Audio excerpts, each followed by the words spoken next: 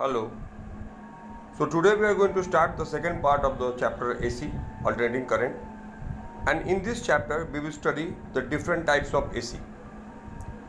The first one is the circuit containing only a resistance. Containing only a resistance. So let the alternating current be given. This is the equation of the EMF. Be applied across pure non-inductive resistor. Now see, in this circuit there is no inductor, no capacitor. So whatever is the EMF, that is equal to the product of IR. Whatever be the EMF, that will be the product of IR. So E is what? E0 sin omega t is equal to IR. So I will be E0 by R sin omega t. Now, so E0 sin omega t is actually E by R. So E by R is what? I. So I is equal to I0 sin omega t. So this means that a comparison with equation 2 and 1. See, this is equation 2 and equation 1. We get that these are the same. So this E is equal to E0 sin omega t and I is equal to I0 sin omega t. So omega t is same. It means that both will have the same type of graph. If we draw the graph of this and this, it will be similar. Only the peak value will be different. Here the peak value is E0 and the peak value is I0. But the phase is same. So this proves that in case of pure resistive circuit, the current and EMF are in phase. It proves that current and EMF are in phase in a purely resistive circuit. Okay? Achha.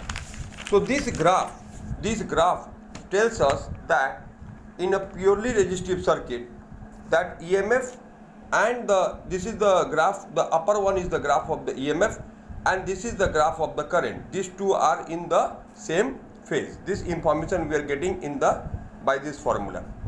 Now let's come to the circuit containing an inductor.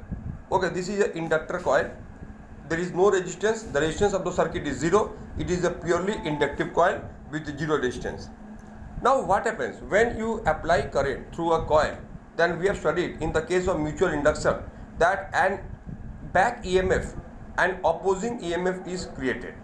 Okay, so here the EMF is E0 sin omega t and here we are getting an opposing EMF. So what is that opposing EMF? L di dt. So L di dt, where L is what? The coefficient of self-induction. So this is called the L di dt. So L di dt is the EMF that is induced in the opposite direction in the coil, and this is the EMF given by this source of current. Okay. So as there is no resistance, so net EMF will be 0. So E0 sin omega t minus L di dt equal to 0. So L di dt is equal to E0 sin omega t, or from here you bring the subject the di. So di will be E0 by L sin omega t. Now to get it, to get the current, we have to integrate it. So on integrating, what we are getting? On integrating, we are getting, so di is equal to E0 by L sin omega t. Now what is the integration of sin theta? Minus cos theta. And here we have a constant omega, so by omega. So E0 by omega L sin omega t. Now see, in sin cos omega t, now minus cos theta is what? Omega t minus pi by 2. So here we can see, and what is EMF? EMF is E0 sin omega t, but current is sin omega t minus pi by 2. It means that current lags behind EMF by the phase of pi by 2. And this omega L, if you find the dimension of omega L, you will see that it is the dimension of resistance. It is the dimension of resistance, and so E0 by omega L is the peak current and omega L is the dimension of resistance, and finally we will get the value. This is called what? The inductance, inductive reactance, and this omega L is called what? Inductive reactance. Okay, the omega L is called inductive reactance and the value of omega L is 2 pi fL. Okay, this is equal to the resistance of a normal circuit. And what we have seen, that the EMF is leading and current is lagging behind. this graph shows that current is lagging the EMF by a pi by 2. Now we are going to the circuit that has only a capacitance, So this is the EMF, and what is Q by C, and what potential will be across the capacitor Q by C is equal to E0 sin omega t.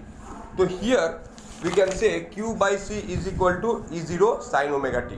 Now I want current I is what? dq by dt, and Q, if you have seen there, Q is C E0 sin omega t. So if you do the derivative, you will get C omega. So from here, this omega C I can write here 1 by omega C.